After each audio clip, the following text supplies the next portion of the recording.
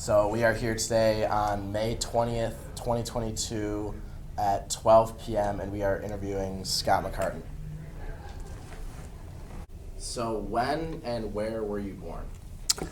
I was born April 13th, 1944 in Milwaukee. I'm not sure of the hospital, but it was in Milwaukee, the city.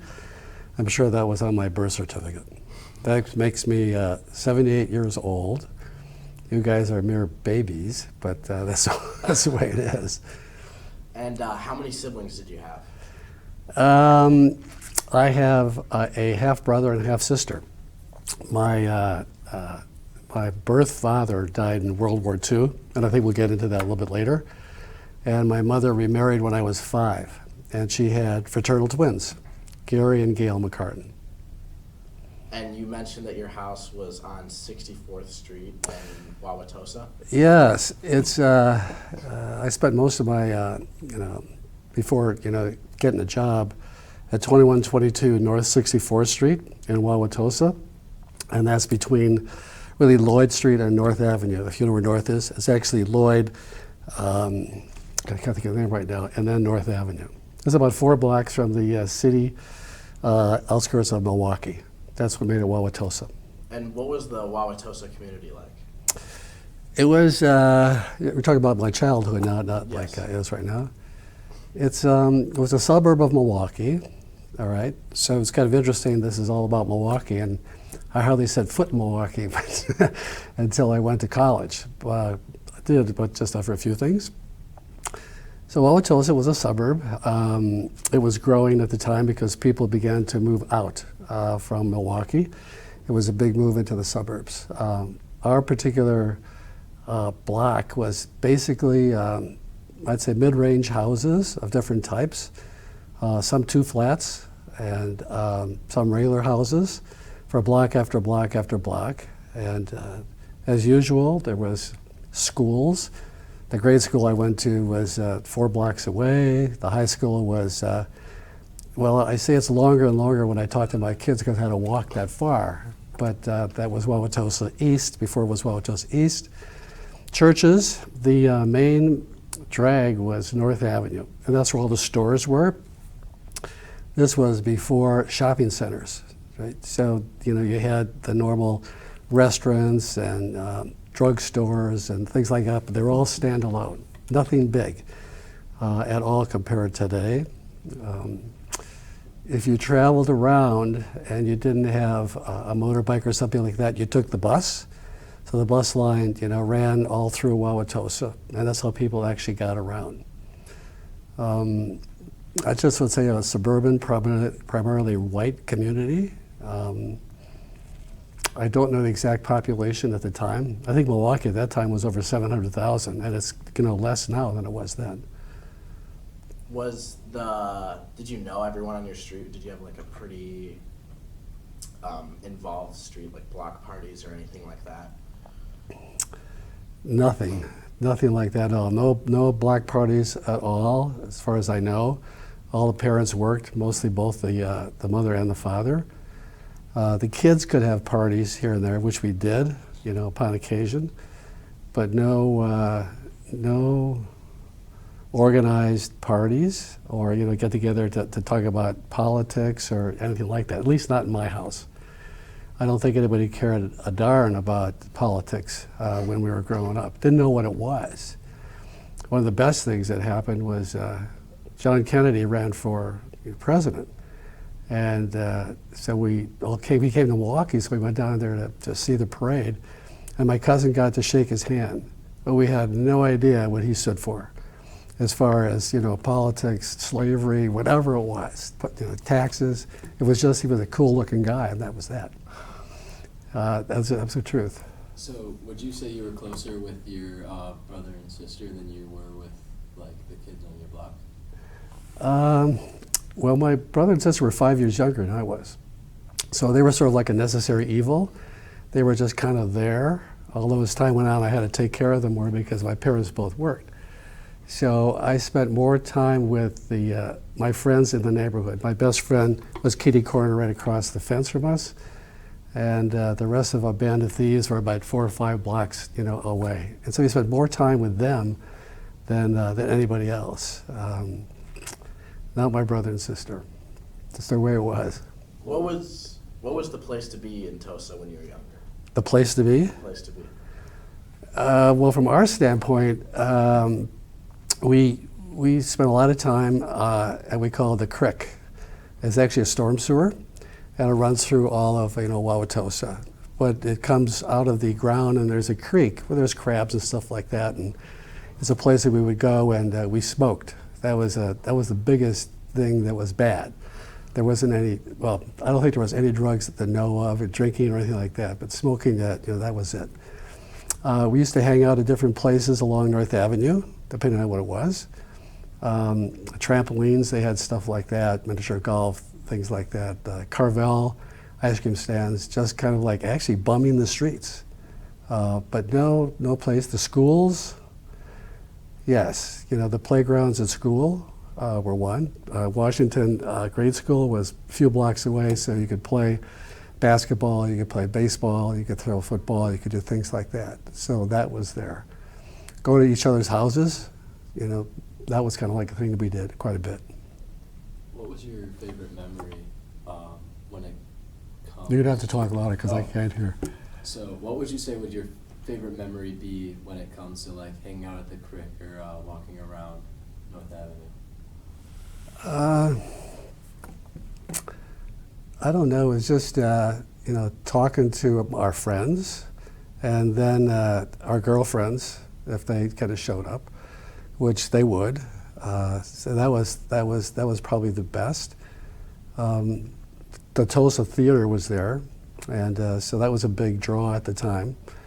So we went there maybe every week, something like that. So that was pretty good. But quite a long time ago. This is when Elvis Presley just started. To give you a sense, and some of the horror movies, things like that.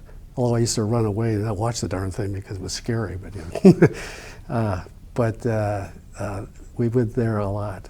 So. Do you remember what the first movie you went to at the Tosa Theatre was? What did you say? Do you remember what the first movie you went to at the Tosa Theatre was? Actually, I don't. I remember that we went there, we always watched cartoons because cartoons came on first, so that was good. Popcorn, you always bought something to go in. But the only movie that I can think of offhand was like, the slime or, the tarantula or the ants or something like that because they were horror movies. And Love Me Tender with Elvis Presley was a big one at the time. What I do remember is George Webb's. You guys familiar with George Webb's at all? Yeah. Okay. They opened up a store on North Avenue. And this is probably a bigger event than the movies, but they offered free hamburgers and a free, pop. Right? So you go in line, and this was like unbelievable. So the line was stretched, blocks away. And so you'd go have a hamburger and a pop, and then go back to the front of the line, or back in the line, and do it again. So that was a big deal. The Carvel ice cream stand was another big opening. Was there a specific convenience store that you would usually go to on North Ave or in Tosa at all? Well, there was a 5 and dime, so that had a lot of stuff. It's sort of like, it wasn't Woolworths, it was just a 5 and dime, but it's like, I wouldn't call it exactly a department store, but it had a lot of stuff. Remember, there's no shopping centers. I can't remember when Mayfair came in. Capitol Court was the first one. I don't even know if that's still in existence. So that was a place you could pick up a lot of stuff. There was an ice cream parlor, which was great, but I was broke, so I didn't spend too much time in the place. So it was like 1 scoop of ice cream with chocolate sauce. There was another one called Barry's. They had the best hamburgers around. I think that was around, I'd say, 70th Street, something like that, in North Avenue. You mentioned that you went to Washington grade school. Do you have any fond memories of that, or your favorite part about going to Washington? Yeah, I don't know about you guys, but I like grade school. I like grade school better than I like some of the other schools, and it was fun. It was within walking distance. So before our difficulties, we were talking about Washington grade school and how you would walk to school and get there and come back for lunch, was there a specific people that you walked to and from school with? Nope, I don't remember walking with any of my friends or even my cousin. It was almost like, just by myself. Rarely did you eat at school. My mother was a waitress and she sometimes worked and was not there, so then I had to eat there. But you remember it because it was so unusual. But mostly you came home and had tomato soup, crackers, and went back to school. The grade school was I thought it was great. It was a lot of fun. When it started in the year, you always got new stuff. As a kid, so you got pencils and crayons and paper and all kinds of things, which was good. In wintertime, it was interesting because the whole school was enclaved with, surrounded by fencing, large century fences, and the snowplows come in and they put all the snow along the fence, and so you'd play King of the Hill, where you'd slaughter your friends and whatever that would be, which was fun. The courses were, or the different grades, you learned different things. I used to star in plays, which was, Hansel and Gretel, but it's the first time you were exposed to something like that. You learn music. I don't know when you actually learn about notes and singing, but we did that in grade school. I remember one time after we were all singing, the teacher said, somebody's not singing, on tune. I swear it was me. So after that, I really didn't sing loud at all. So, but that was that. They taught you how to write cursive today. I don't even know if that's taught or maybe it's come back. As I was starting to say, I'm a right-handed throwing and left-handed golfing, but I'm convinced I should have learned how to write left-handed because I can't even read my own right-handed writing. It was that bad. We made candles. We did all kinds of really, really interesting stuff. Papier-mâché ducks. We had a lot of sports activities that came out of the grades as well. Mostly baseball, because there was no place to play basketball. There was a couple of hoops over one end of the playground, and one was, I know, higher than the other because I couldn't get the ball into that one. But there was a baseball field and a lot of kids' jungle gyms and stuff like that over on one side. So the really good kids would hit it over the fence, and the rest of us couldn't come close to doing it. Learned how to play a game called Strikeout at grade school. There was a brick wall, no windows in it, and you draw like a batter's box like you see in the baseball today where the strikes would go in. Now you can see it on TV. And you throw a tennis ball against the wall and someone would bat. And if you were good, you'd strike the guy out, or he wouldn't hit it well and you could catch it. But over time, they used to be able to hit it over the fence easily. The trouble with that is you had to go get the ball. So that was no fun, and so that was the end of strikeout. But watching the grade school was good. Do you remember any field trips that you went on? Yes, we went on a few. One, we went to a bee farm for honey bees, stuff like that, which was interesting. We also went one for a cheese factory, which was a lot of fun. It's only a couple that come to mind, just offhand, just a few of those. I don't remember going around the city at all. We did go to not a planetarium, but where they have a telescope observatory. And we were learning about the planets, and that was, of course, in the evening. So you could look through the telescope, and I was first in line, and what he had was Saturn. I actually looked kind of tiny, through this huge telescope, but that's the way it was. So those are some that we went to. Was there a school fair or like a town fair that happened each year with like rides or anything? I don't think so. Not that I remember. They could have done some things. The only thing they used to have in summertime, they had a lot of events that took place. You could make plaster molds and lanyard and kind of like that kind of thing, which was kind of fun. But no fairs. I don't think any of the schools had that. If they did, I never went to them. Kind of jumping back, you talk a lot about your cousin. Were you and him close in age? Sorry, we talk a little louder. Yeah, kind of going back, you talk a lot about your cousin. Were you and him close in age? Was he one of your good friends? Yes, we lived in a two-flat, right? And my parents and I lived upstairs, and my mother's sister and her family lived downstairs. So there were three kids there, Donna, Diane, and Johnny. And Johnny was like, I think a year younger than I was, and Donna was a year older. So we really kind of hung around with Johnny. They were around for a while, and then they moved out to Beulah Lake. You guys familiar with Beulah Lake? It's between McGuanago and East Troy. It's really a nice lake. And then we really didn't see them much anymore. But growing up, you know, we kind of did things together. The families would get together then and have Thanksgiving. Christmas, we'd had separate Christmases. And then everybody would say, I got more than you got, and all that kind of jazz. And then we'd go to the bowling alley and smoke. Did someone else move into the two-flat then after you? Yes. The Wilsons moved into the two-flat after the Tudors, my cousin, moved out. And they were there like forever. You know, after I went to Chicago and started working, they were still there. And they had a daughter named Lynn Wilson and she had a brother, Wally. But I was only interested in Lynn because she was right downstairs. So that was kind of fun, and I kind of dated her for a while, and then she left me for a guy down the block when we were in high school, which was a good thing. You said you went to Tosa High School before it became Tosa East and Tosa West. Right. What was it like when it became Tosa East and Tosa West?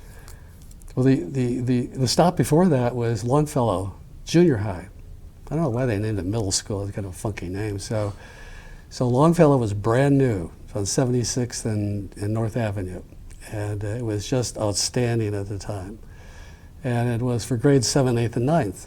And I was the first 7th grade class to go through Longfellow Junior High School. But it was really, really something. They had a swimming pool inside, and they had all kinds of events and football. And, you know, actually I went out for football. The dumbest thing I did because I was, you know, tiny. But you went out for it anyway. I couldn't do basketball and that kind of stuff. So that was the intermediate step before you went to high school, which became 10th, 11th, and 12th. And in my 11th grade, they split the schools, okay, to Tosa East and Tosa West, because everybody's going out past Wauwatosa to the suburbs. Let's say, I don't know where Tosa West is. It must be just on the 124th, and I don't know where it is. But there were too many kids. So East couldn't handle the kids. So half your friends kind of moved to a different school, and it was really a disruption because you never really saw them. Maybe you saw them a little bit right afterward, but after, you know, summer in the next class, you know, you really didn't see them. There's more people. So I think it was a big disruption across the board. But Tosa East is antiquated compared to Tosa West, which at that time, of course, was brand new, just like Longfellow was. Would you say there was a rivalry, like kind of immediately after they split? There was a what? Was there a rivalry between the schools when they split, or no? I would say no one cared immediately, correct? Because you were buddies, you really didn't know.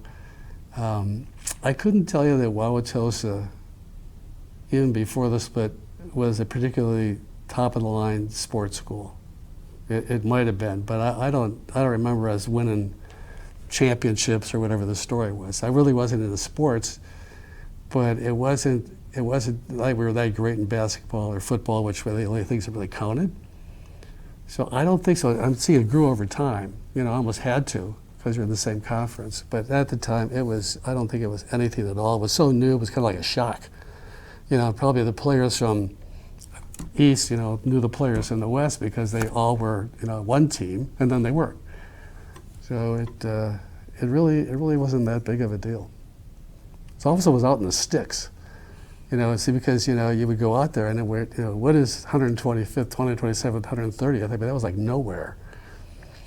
I don't know when I used to lose radio communication. So to get a car, I used to date my now wife, and she was on the Pewaukee Lake, and I lost the radio stations on the way. Kind of weird, you know, and got it back on the way in. but that's what it was years ago. Kind of going back, what was Longfellow like for you and your middle school experience? Yeah, Longfellow was I liked Longfellow, because brand new school, it was great, and teachers, and you kind of like get set up to what you want to do with your curriculum, going to high school and other things. When I started out in art as opposed to science, and I realized that I couldn't carve a thing in art, so I switched to science, which was pretty good. So we had some good science classes, that was fine. But when I was, I think in 9th grade, I got virus pneumonia, which is kind of an odd pneumonia, and you can't cure it. And I was out of school for like maybe almost 3 months. Maybe it was 8th, I know, one of those two, but you really fall behind on everything.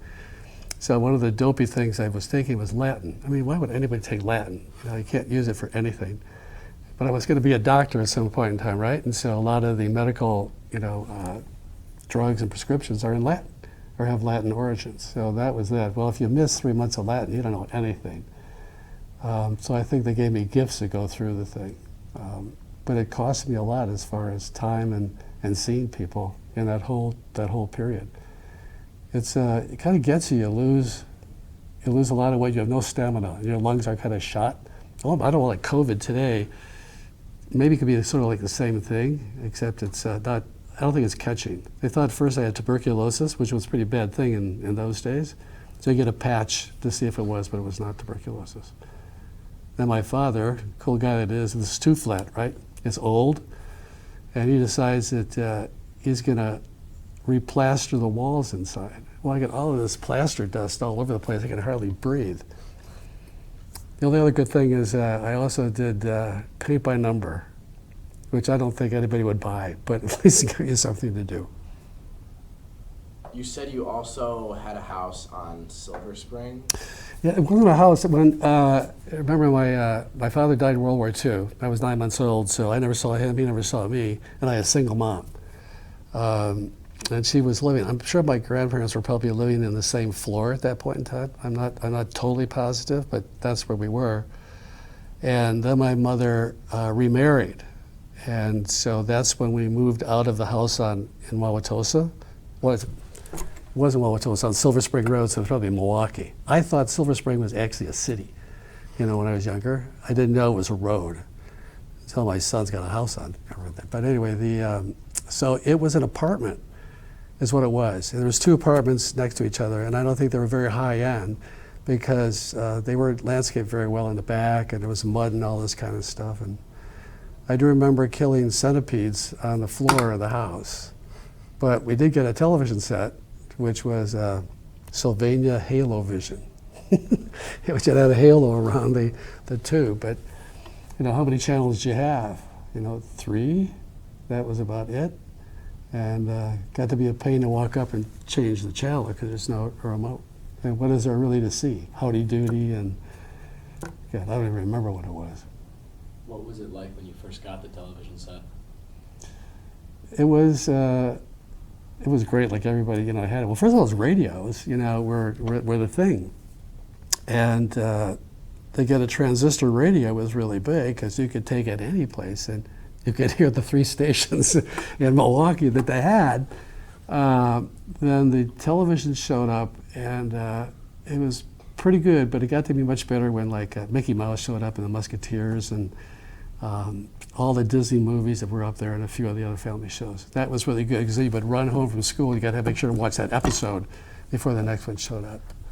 So that was when the parents decided that television was a really bad thing for your kids because you're watching it. Like today you got games that you're playing like this. Well, television was kind of like that and multiple phones.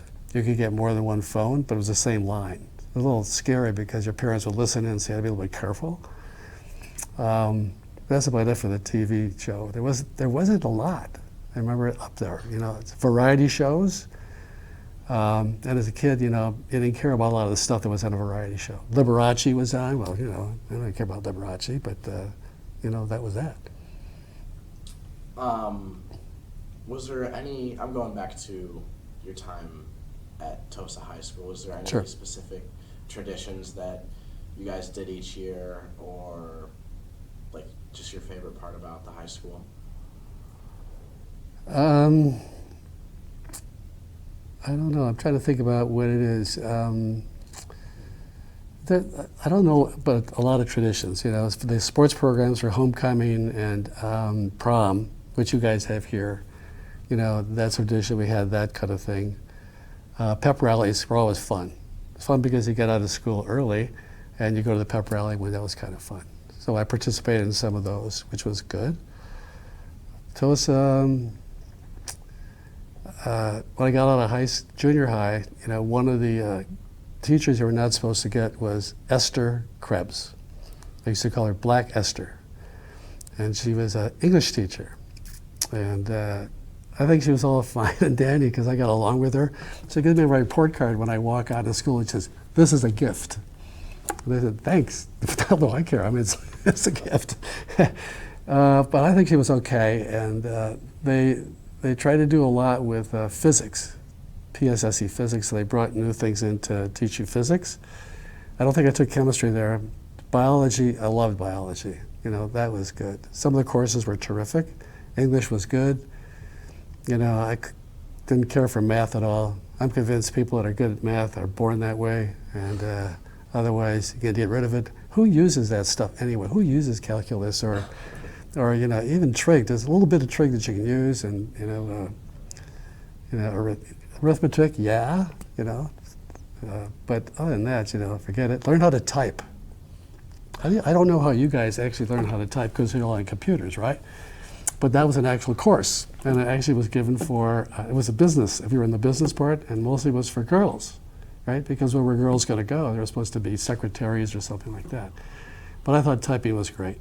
And it kind of gets into it. I remember going to the Tosa Theatre, sitting in there watching the show, typing in my hand, but watching it go. So you wouldn't make any mistakes, you know, even going through all the numbers without looking.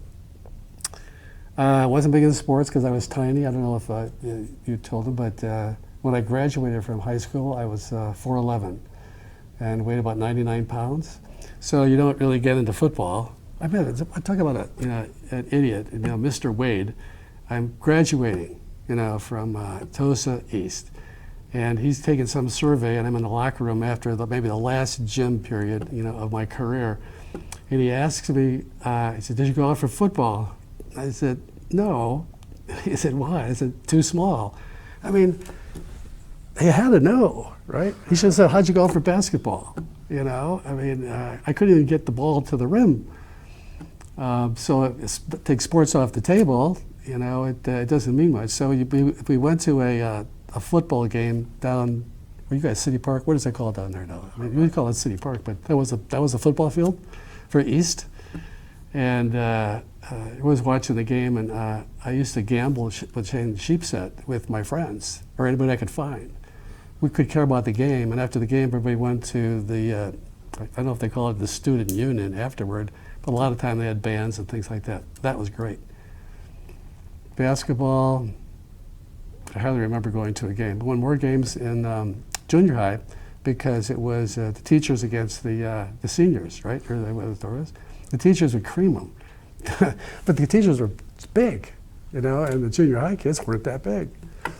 So sports, you know, wasn't big for me. Gymnastics was, because I was small.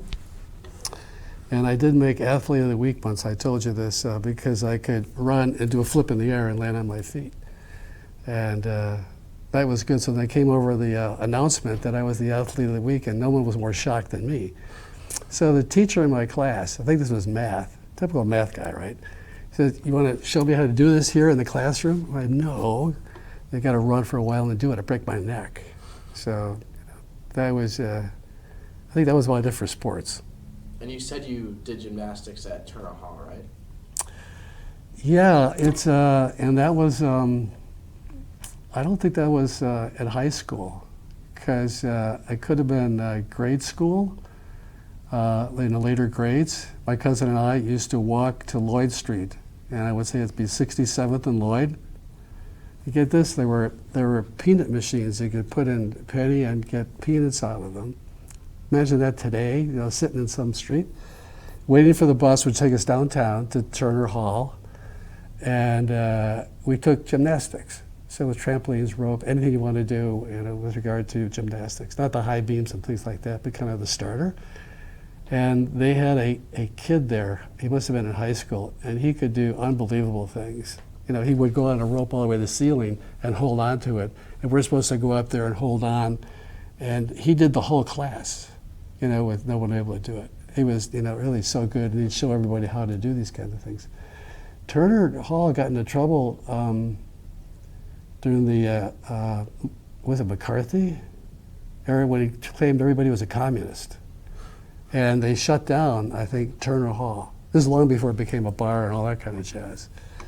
So that lasted maybe a year and a half, something like that, and that was about it. Because I don't think I remember going there in junior high. Did you have a senior prank or anything when you were at Did I Tosa what? East? A senior prank? A senior prank? Yeah. You mean for that to pimp the school? Yeah. We did that every day. We didn't do that. I mean, we weren't too into school, to tell you the truth. Just kind of go, and most of my friends weren't, that particularly good from a student standpoint. They had no desire or issue to go beyond high school. And when I was a kid, which wasn't bad because, the trades were big, and they taught that in school. I don't know if Marquette's got that. I don't think you do, but they had, woodworking, they had metalworking, they had electricity, they had everything that you could possibly take. And a lot of kids went down that route and had no thought about going to the next level like college. Some of us did because we thought, well, we're going to go to college afterwards. That was the name of the game. You go to high school, then you go to college. But that was unusual. And I'd say maybe half the class got married out of high school. But from a prank standpoint, well, it would be nice just to get out of the school, every day, to go smoke and hang around with your friends or something like that. But we never did anything to the school that I recall, In school, people, I don't know, maybe you guys do that here. We used to have locks, combination locks.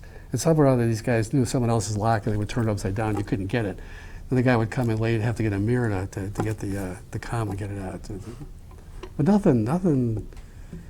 nothing big at all. There were a lot of, there were some really smart kids, and most of the rest of us, and then some hoods. They're absolutely, kind of the crooks in schools, which you really had to make friends with, otherwise you'd kind of get in trouble. But nothing that stands out to me. You talk about how you would go out and smoke a lot. Do you have any memories of getting caught smoking?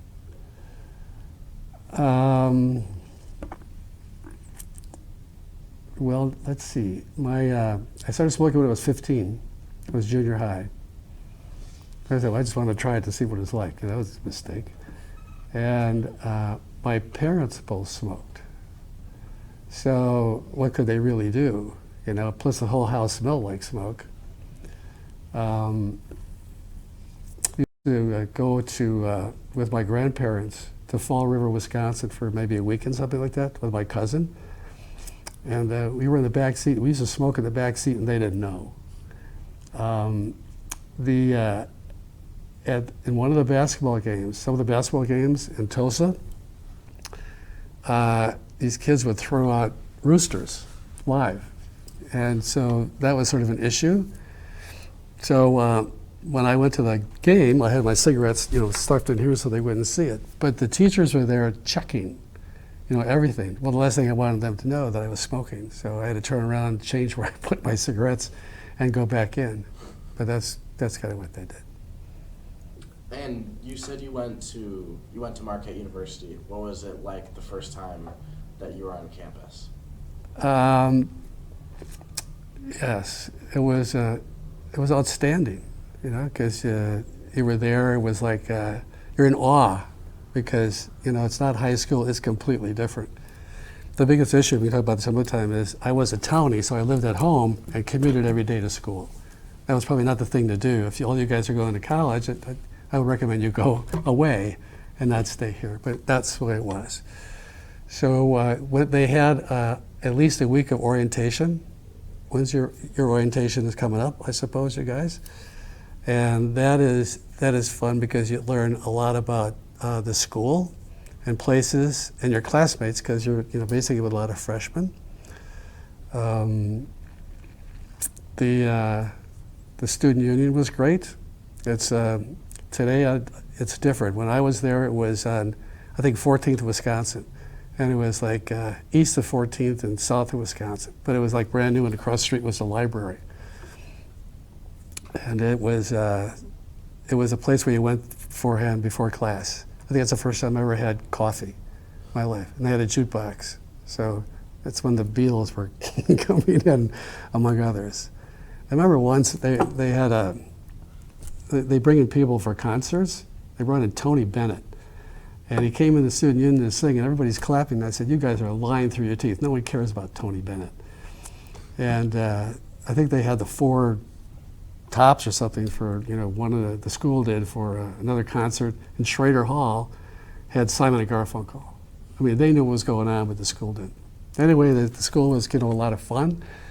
I got there with a motorcycle. It's the only thing I could afford. I could actually park at a lot. But a lot of kids that drove would park on the side street, and these cops would go around with chalk and mark all the tires. They'd come around again like in an hour and a half and give you a ticket. Well, all the students knew that, so they erased the chalk, unless you were lazy. And another dumb thing that happened, you cross from the union to the library, and then the engineering school is down the way. So everybody just goes right across the street, right? Well, some cop decides to arrest one of the students for jaywalking. It was practically a riot. I mean, what was this guy thinking of? The millions of kids are walking around across the street. This guy decides, well, it's jaywalking. No. No, don't do it. Just kind of like dumb things that happen in school. One of the better ones, though, was when Kennedy got shot, right? And that was at Marquette. And I don't think the student body was political at all. But basically, they knew the president got shot because you took civics and you were all into politics. It was great, and we're the best. And we're sitting in awe, and then it was time to go to class. And so I remember going to this history class. And this guy held the class. I said, wait a minute. History is being made right now, and you're going to teach us about Gibraltar or something. Who knows what it was? I mean, they had like no brains. Go and see what's happening, because you'll never forget it, for the rest of your life, and you won't. So it was really something. But they tried to have school as usual, but it was impossible. I mean, the president gets assassinated.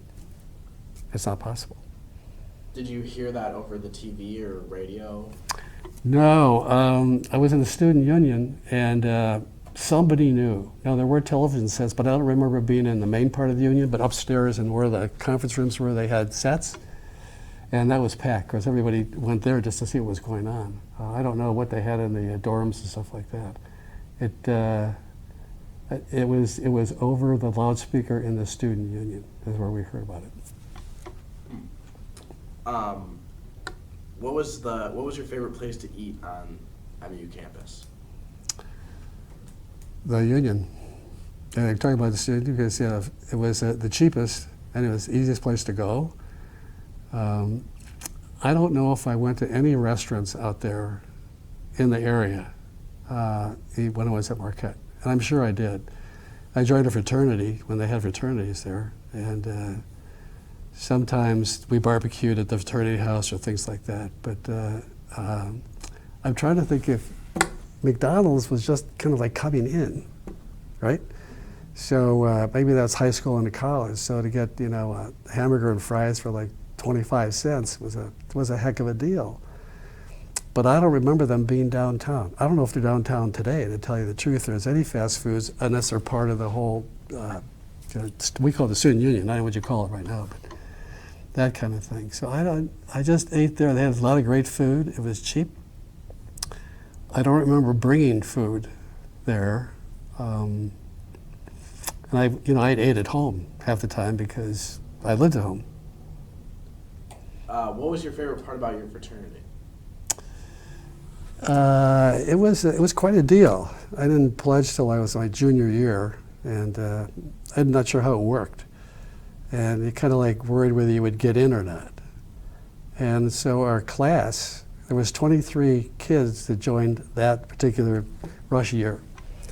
And the house was on like Highland Avenue. It was a big mansion for all that place. And you had a rush. You had to meet all of the brothers. You had a book that you had to write something about each brother, so you'd figure out what they were all about, their interests and stuff like that, like a true brotherhood. And it went on for quite some time, and you had a dress code that you had to dress up like, not the brothers who looked like crap half the time, but that was that. The parties were good. Once every couple of weeks they had, God, I can't remember the phrase that they used, but they took us for training at 5:30 in the morning in some of the parks. And we had to run, we had to jog, we had to roll down the hills, we had to do all this kind of stuff in preparation of getting initiated into the fraternity, which we didn't know what it was about at all. And at the time I was working for Jaeger Bakery, and these were all happening on Saturday. Well, I had to clean the bakery on Saturday morning. So I'd spend an hour there, then I had to go because I worked. So that was, so I got out of half of that. But the parties were great, the kids were great. The actual initiation weekend was something you don't want to do. It was really something. You had to put on these outfits, and they would have magazines and slap you in the rear, depending on whether they liked you or not, until you got black and blue, and then they would put no hit on the back of your back, and you're all blindfolded this whole thing. Then took a shower after that, and this went on for a long time. And then the next day you're in or you're out, and you're dressed up, and your fraternity father, so to speak, that sponsored you is there. And what they tell you there is you didn't make it, okay? And your fraternity sponsor goes ballistic and yells, "It's not bad, we'll take care of this," and all that kind of thing. You think you're done, right? So you get downstairs, and then you come back in, it's all BS, and you're back in the fraternity. But it's really, really something. And you have friends like that you have, forever. You mentioned that your nickname was the Beatle. Yes. Where did that come from? Well, remember the Beatles just came out, so I was growing my hair long and longer and longer until the teachers didn't like that. I got kicked out of a class once because my hair was too long. So if it's long hair like this, it was kind of a common name because everybody in a fraternity has got some nickname. And that was that. I got. What was the atmosphere like at MU when you were there?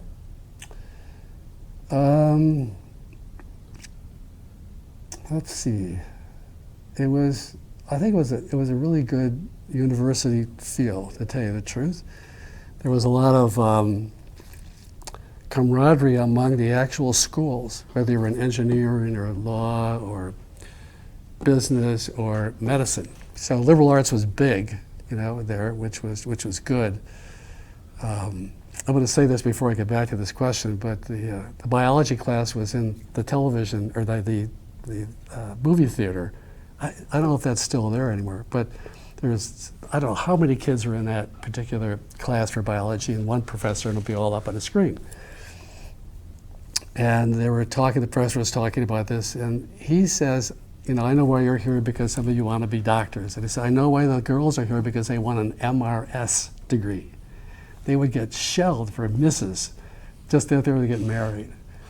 So there was that kind of thing, but there wasn't a lot of activism, No one was talking about free speech. I think it was pretty much, to have different views, it was okay.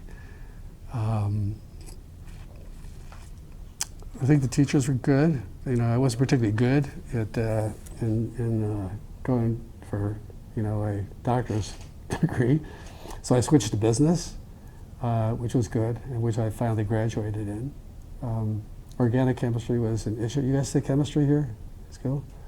Well, you can't mess up the beginning of chemistry because you need it for the whole years that you take the thing. Atmosphere, fine. They had fraternities, they had parties, they had social events.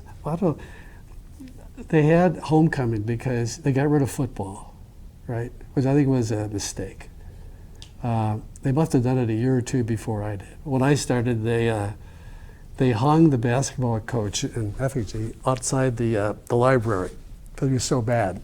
And that's when they hired McGuire, which was kind of fun because he was a fun guy anyway. And we used to have him at our fraternity house, and he used to talk. And he was just a great guy. I mean, did you ever hear him or hear about him or talk to him? He was terrific, and he's had to build a program from scratch. But he had an in. He might have been from New York or New York area, so he recruited a lot of basketball players from New York, and it really made the day. And after I graduated, that's when they finally won the NCAA tournament. What else about the school? It's a city school, so it's you got all of the attributes of the city if you want to partake. That's all I remember about that. How did you feel when Al McGuire got hired? Died? No, when he got Hired? Yeah. I don't know, because I really didn't follow Marquette basketball, except that was kind of cool that they hung the previous coach and, to show their displeasure. So that was kind of interesting. They hired McGuire, but no one knew who he was. But they got the right guy. And he didn't win so much in the beginning, but then he did. He got Bo Ellis, and he got Dwayne Wade. Although he didn't have Wade, but I forgot who got that. But basically, he had a lot of really good players, and then they couldn't lose. And then he was in demand, and he lost the championship on a technicality, on an inbound pass, because one of his players supposedly was across the line when he passed the ball in with like 5 or 6 seconds left.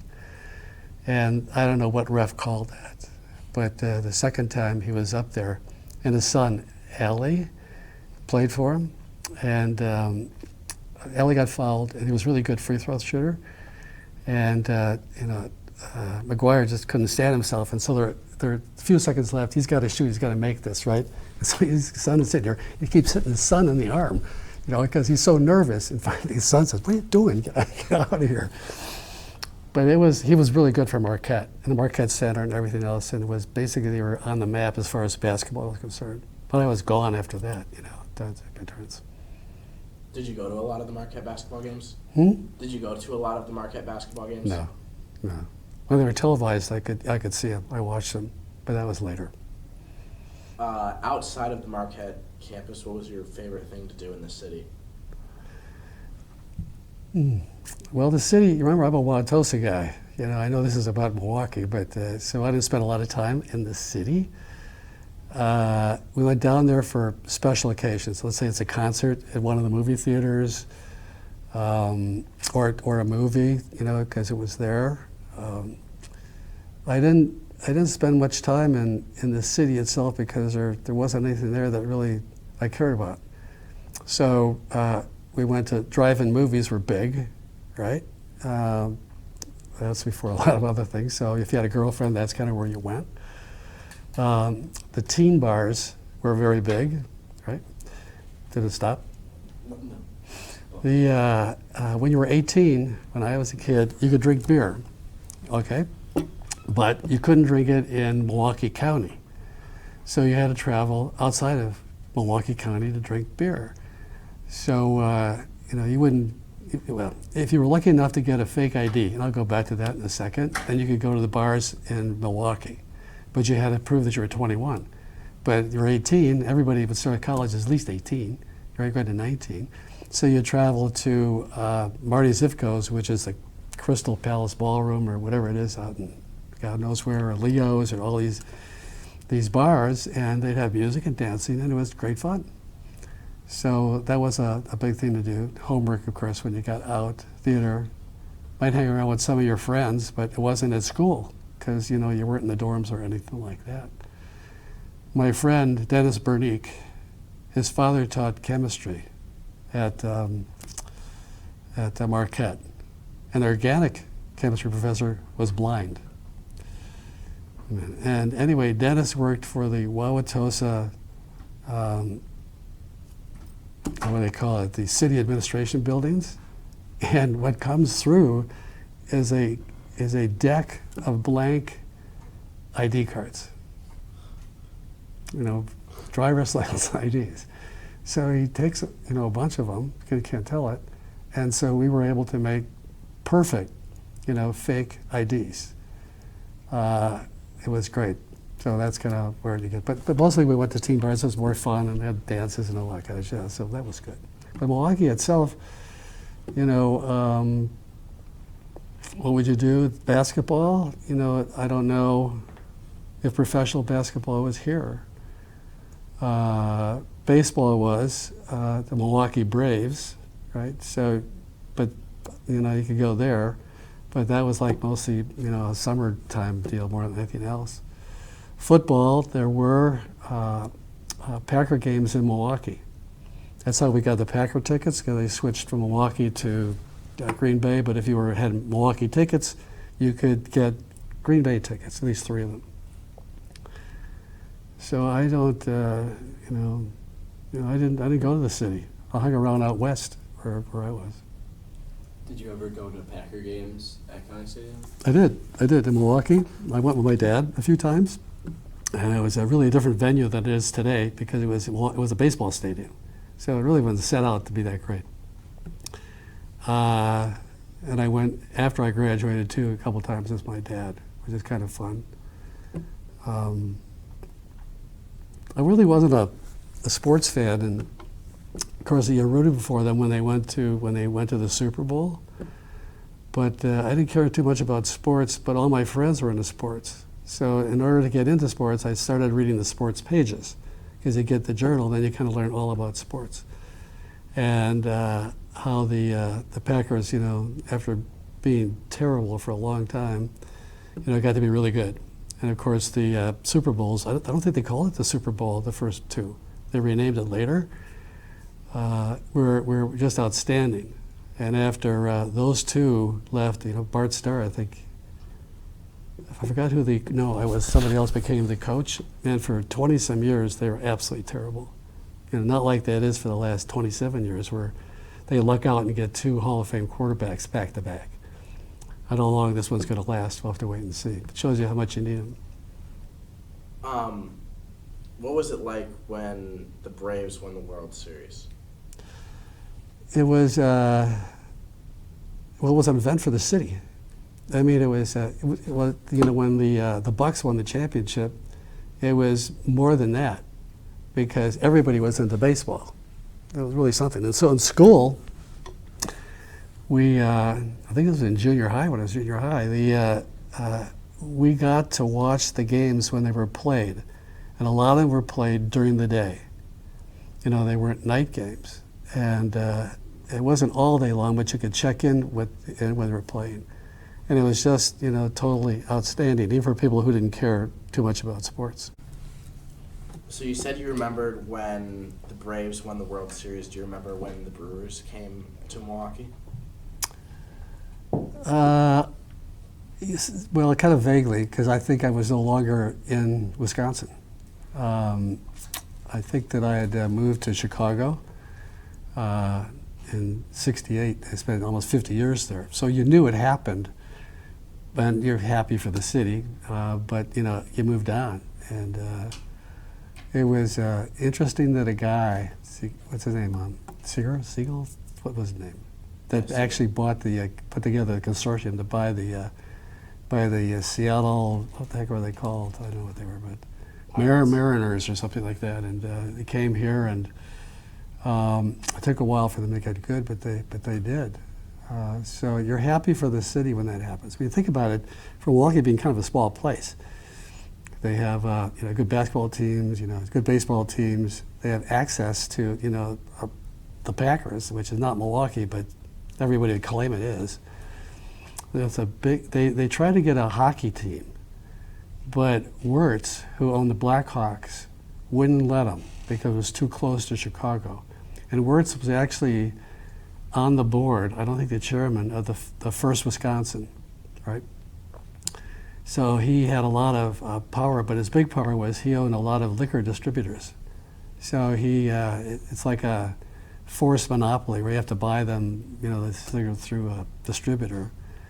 But that's why you couldn't get a professional or National Hockey League team.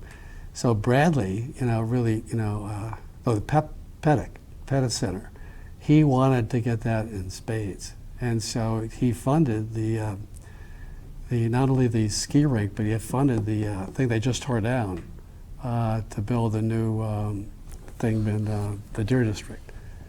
So he came close, but he couldn't quite pull it off. So it's pretty good for the city to have that kind of firepower, because there's so many cities that are bigger or equal to, and they have like nothing. College, I suppose, college sports would be the best thing for them. What was it like moving from Milwaukee to Chicago? Yes, I moved to Chicago. I had to get a job. I graduated, and I ended up sandblasting bridges for my future wife's father, which actually paid a lot of money, but it's not exactly a college job. I still don't know how I'm not dead, because we sandblasted the beams on the bridges over 94, and we were 2 kids and one guy feeding sand into the machine, and you have to hang over the whole thing, and the trucks, the semis would kill you. Well, anyway, I had to get a job, and so my wife now, and wasn't then, got the Chicago Tribune and looked through want ads, and I called up and got interviews with 3 places, right? One I don't remember. One was a salesman for a fertilizer company, and one was for an assistant portfolio manager in the trust department of the First National Bank of Chicago. Now, the First National Bank of Chicago in Illinois at the time, there was no branch banking, right? They just had really big banks, most of them downtown. There was suburban banks out there, but the biggies were, like downtown. So I got that job. I think I was making $6,500 a month. No, a year. And it wasn't enough really practically to live on. So I had to find a place to live. So we searched around, and I got an apartment in a town called Evanston, which is the first suburb before you get to Chicago, which is on Howard Street. And so Evanston, I moved in. It was a 3rd floor walk up, and it was okay. It was like a block from the lake. It was really kind of like fine as far as I was concerned. We had 2 bedrooms. And I found out that Evanston was dry. You couldn't buy booze or beer or in a restaurant in Evanston. And I said, you got to be kidding. This is like, antiquity. That didn't work. And it turns out that not the ALCU, but whatever ladies' temperance union brought about the prohibition was based in Evanston. And that's why they kept it afterwards. So you had to walk down like 6 blocks to Howard Street to find a beer depot, and came back. To get downtown, first of all, right about that time, you're scared to go to Chicago because you don't know what it's like, or even how to get there. Interstate, yeah, but even that's not so snazzy. It's 41 for the most part. And to get there to a suburb was like, it was like Wauwatosa, but maybe a little bit more upscale as far as the houses are, because it's very close to the lake. Close to the lake is where the fortune, if you go there. And to get, I wouldn't drive downtown for the life of me. I don't even know if I had a car then, to tell you the truth. I don't remember, maybe I did. And I didn't, not in the beginning. But I used to take the Evanston Express subway from Evanston to downtown Chicago. And it was great. It made 2 stops and you were there. And you come back. And they had windows, you could open the windows, and those days you could smoke on the subway. That stopped. Then I went to the bank, and I knew absolutely nothing about what I was going to do. Because assistant portfolio managers, people who manage money, and a portfolio, stocks, bonds, cash, mutual funds, what happens to be. That's not you. You were an assistant to one of those people. I barely knew what a stock was and things like that. But that was a job, and I told my nephew here that basically I was a clerk, and whatever he told me to do, I did. I did a lot of writing letters and things like that. At that time, the bank had a free lunch for all employees on the 5th floor of the building. And it was outstanding because it was the basic meal of the day for me, right? Because I don't remember having breakfast at all until I got married, and or dinner. Dinner, you'd probably try and get a hamburger or something on the way home, and that was basically it. But it was it's so big compared to Chicago, Milwaukee. You just have to go there and experience it to see and walk around. And there's a lot of buildings, a lot of huge buildings. There's a lot of great architecture. There's a lot of museums. There's a lot of everything to see. And the river and a lot of stuff like that. So it was just absolutely great. And I made a lot of friends there that I have to this day in the early years. Awesome. Awesome. I don't know where you guys are going to end up, but it'll be different when you see it. How would you compare the people in Chicago to the people in Milwaukee? Well, Chicago is supposed to be, how can I say this on tape? I probably can't, but they're supposed to be not as nice, not as friendly, or a little more forward, and just doing what they want to do. And in Milwaukee, people, are nice and they're polite and they will let you do anything. I don't think Chicago's exactly that way, but having spent decades and decades there, it's fine with me. It didn't seem like it was, bad at all, except that they're all Democrats. Sorry about that, but that would be it. And my friends were, all different types, and a lot of them were from that area that got into the bank. I was the only person really that was not from, the Chicago area. That's when I got more into, learning about sports, because they were all from sports schools. One from Illinois, one from Notre Dame, one from Michigan, places like that. So they were all touting their universities, which was interesting. And the people from Illinois, we had ticked off at the people from Notre Dame, because the papers would never, the Chicago Tribune would never say anything about Illinois, just about Notre Dame, because it was Notre Dame. And Michigan, another guy went to Ohio State and Michigan. That was a fight all the time, because then it really was, because those two schools ran the Big Ten, right? Nobody else counted the Big Ten. And how Northwestern never got in the Big Ten, I don't know. I went to one Northwestern game, and because my friends got tickets, because you get tickets because Northwestern people never went to a football game either, because of Northwestern. And we went there because they had a star running back, and it was O.J. Simpson. And they left him in for like a quarter and a half, and that was it. It must have been 15-0. I don't know, it was nothing because of Northwestern.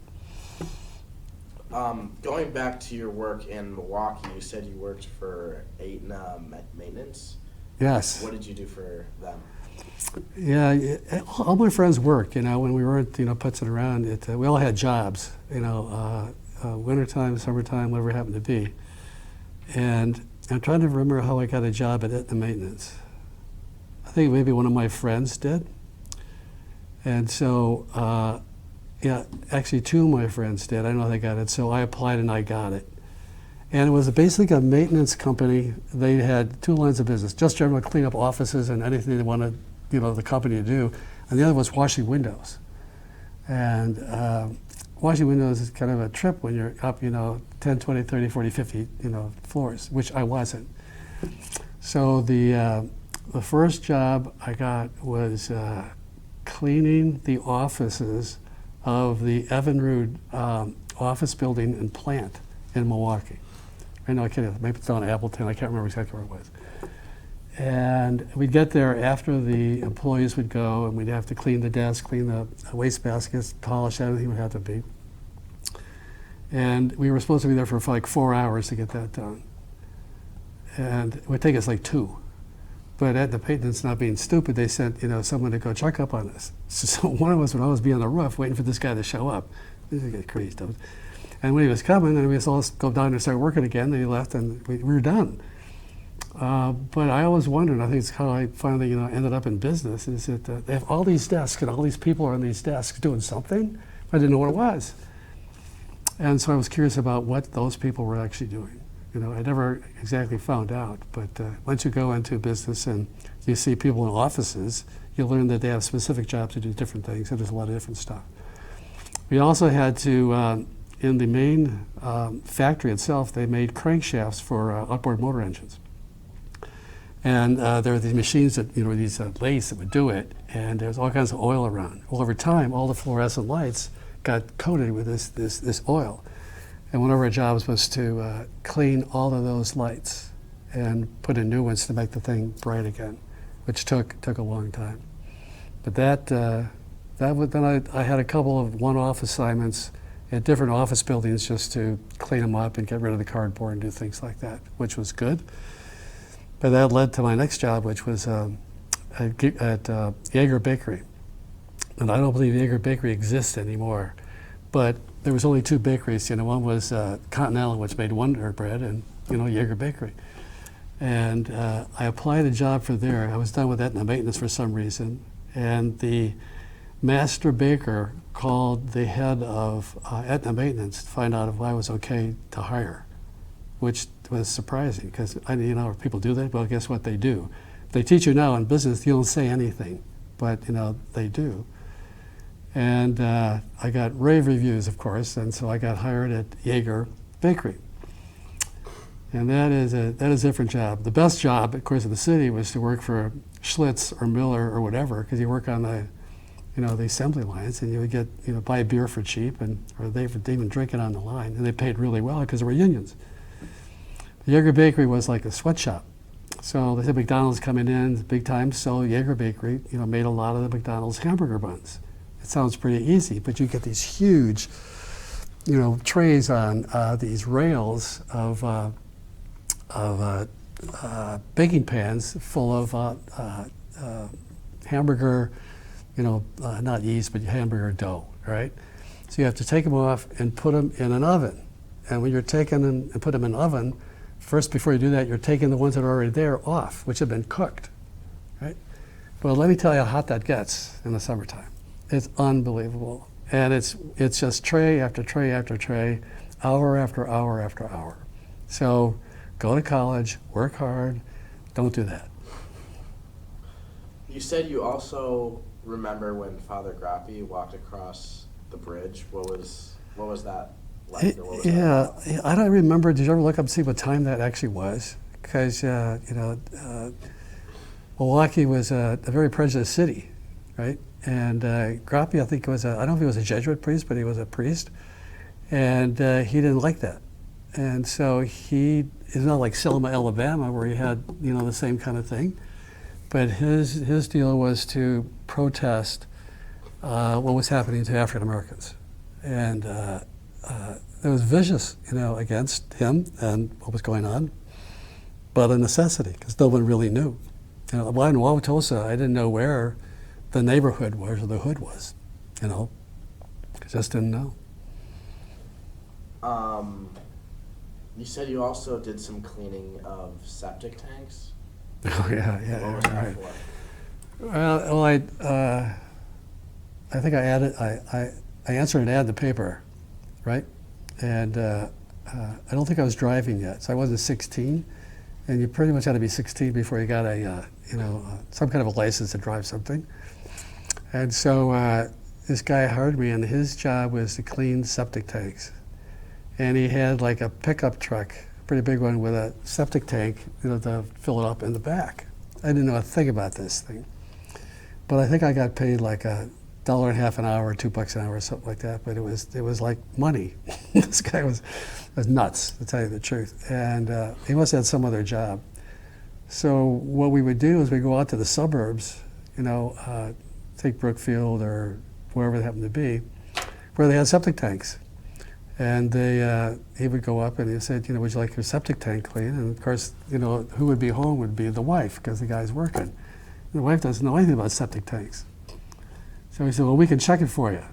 So, so he would have to dig down to find the thing to look into the tank, which wasn't always visible, so he put a hole in the tank. And if you look into a septic tank, it looks terrible, and it's perfect. So every time we found one, we've always cleaned it, and I don't know what they charged, maybe $60 to do that. So one time, he had this huge glass container, and he put some oil in it and cherry soda and filled it up with water and said this was the stuff that would really take care of your septic tank, and sold it for $20. So you got to watch what you do out there, but just got to learn it on the way. But he didn't last long. I don't know what happened to him. And you said you also worked on the newspaper route? Yeah, you could do that when you were a kid, you know. I don't know what happens today. They deliver papers, but this was before the internet and, you know, everybody got papers. And kids would have newspaper routes, and there was two papers. The Journal was in the afternoon, and the Sentinel was in the morning. And mine was the Sentinel, so it was in the morning. So you had to get your papers, and they would, during the week, drop them off close to your house. You basically had to put a lot of them together, because they would get, one part would be advertising, one part would be news, whatever it would be. They didn't come all collated. Then you had to fold them and get your coaster or whatever is your bag, because they're heavy. And this is, you know, this is like 5 in the morning, and it's cold, and it's kind of scary, you know, walking all over the place. And so you deliver papers, and then, you know, some of these people, you know, I wanted the back door between the screen and the storm. I said, you know, I got to cut this lady off my route because she's a pain. I don't want to go back there. And then you would collect.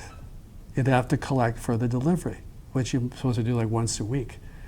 But sometimes it went longer than that because you didn't get around to it. And then one of my friends, you know, because they didn't know what the actual price was, he would double and triple it when you collected. But that was real work. And on Sundays we had to go to where downtown Wauwatosa to get the Sunday papers. And they were this big. And to bring it all the way up the hill to Wauwatosa was a pain. So I was glad to sell it. I didn't get to buy it, so I sold it at some point in time. It was great. Don't do that. That's not a good job either. What was it like when it was time to be drafted and you found out that you had 4A status? Right. Well, when I was Vietnam War, it was going right, and it was not in infancy, but it was going on, and they actually instituted the draft because they needed people, and it was widely unpopular by all students, of course, because, you know, they're cannon fodder for getting drafted, but they would be anyway because they don't like wars, and this one was a bad one anyway.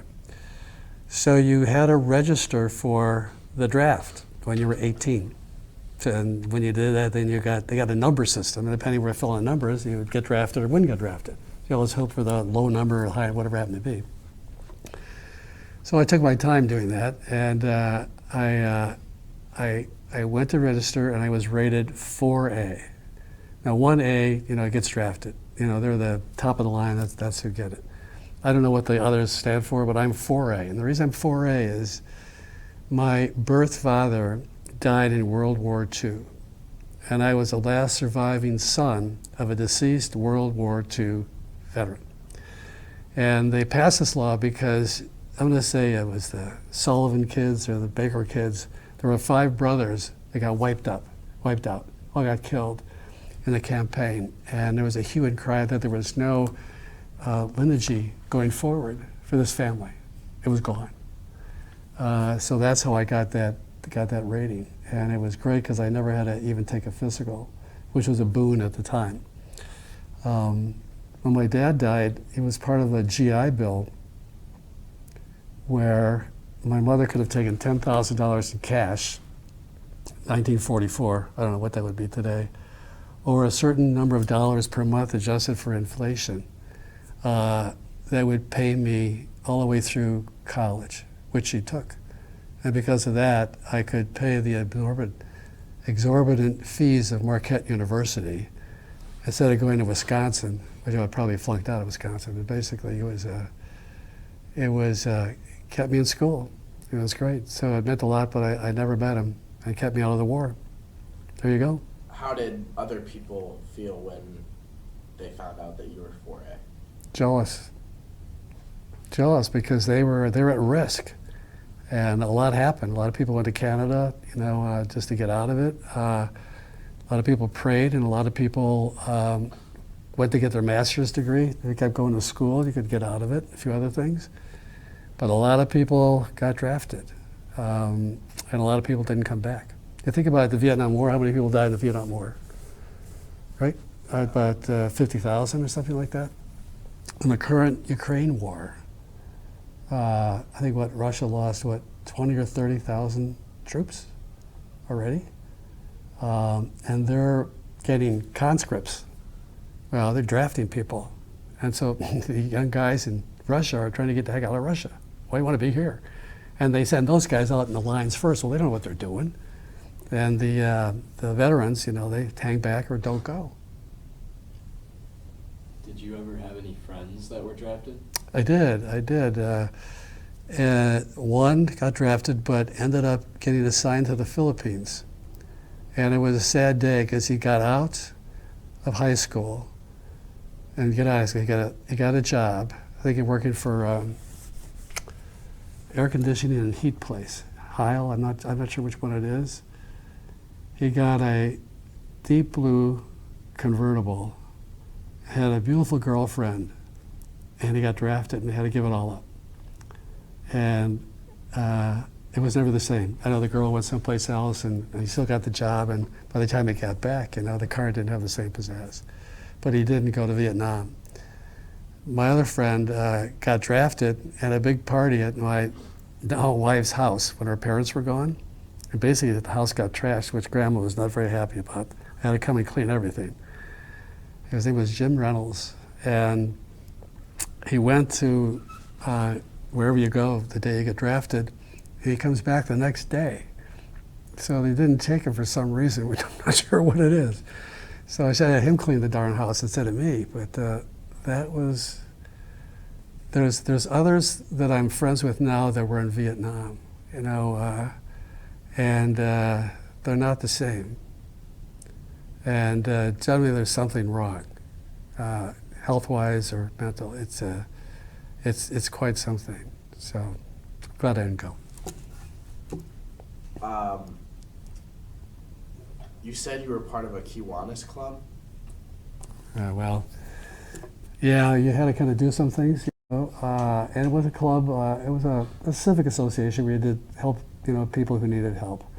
So it was a key club, they called it. I was a member of Kiwanis, and I had one after I got out of school, but a bunch of kids there, and they really kind of like just helped out, folks, and had drives and gave away Thanksgiving turkeys and things like that. I don't think I was all that nice. I mean, I'm not to keep going out with the thing. I think I spent, my last year in there, and that was it. Never took part about it again. Do you want to get to your tea time here? Are we done? Yeah. Are we good? Well, do you have anything else that you want to share? No, I think it's a pretty good exercise that you're in. It makes you think and go back that that you haven't. You kind of wonder what you missed and what you could tell you, but I can't. But it was fun for me. So thanks a lot. Thank you. Awesome. Thank you.